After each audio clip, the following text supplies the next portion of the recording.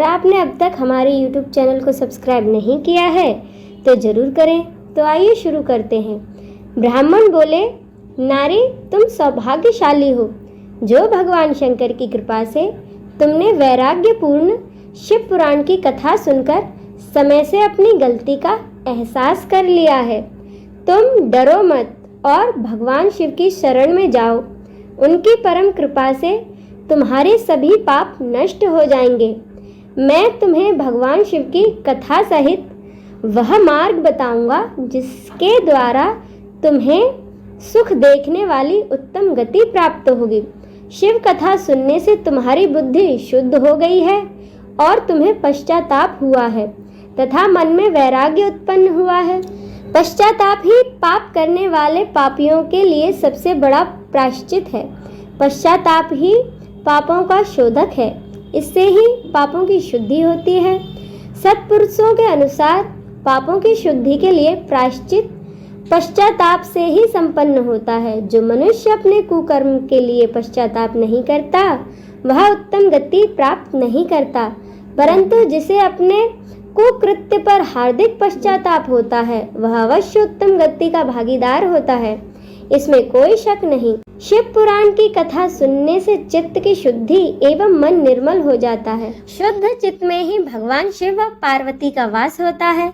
वह शुद्ध आत्मा पुरुष सदा शिव के पद को प्राप्त होता है। इस कथा का श्रवण सभी मनुष्यों के लिए कल्याणकारी है, अतः इसकी आराधना व सेवा करनी चाहिए। यह कथा भव बंधन रूपी रोग का नाश करने वाली है। भगवान शिव की कथा सुनकर हृदय में उसका मनन करना चाहिए। इससे चित्त की शुद्धि होती है। चित्त शुद्ध होने से ज्ञान और वैराग्य के साथ महेश्वर की भक्ति निश्चय ही प्रकट होती है तथा उनके अनुग्रह से दिव्य मुक्ति प्राप्त होती है। जो मनुष्य माया के प्रति आसक्त है वह संसार बंधन से मुक्त नहीं हो पाता।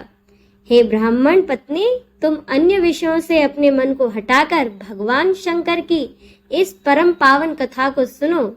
इससे तुम्हारे चित्त की शुद्धि होगी और तुम्हें मोक्ष की प्राप्ति होगी। जो मनुष्य निर्मल हृदय से भगवान शिव के चरणों का चिंतन करता है उसकी एक ही जन्म में मुक्ति हो जाती है। सूत जी कहते हैं, सौनक, यह कहकर वे ब्राह्मण चुप हो गए। उनका हृदय करुणा से भर गया। वे ध्यान मग्न हो गए। ब्राह्मण का उक्त उपदेश सुनकर चंचुला के नेत्रों में आनंद के आंसू छलक आए। वह हर्ष भरे हृदय से ब्राह्मण देवता के चरणों में गिर गई और हाथ जोड़कर बोली, मैं कृतार्थ हो गई। हे ब्राह्मण, शिव भक्तों में श्रेष्ठ स्वामी आप धन्य हैं। आप परमार्थदर्शी हैं और सदा परोपकार में लगे रहते हैं। साधो, मैं नरक के समुद्र में गिर रही हूँ, कृपा कर मेरा उद्धार कीजिए। जिस पौराणिक व अमृत के समान सुंदर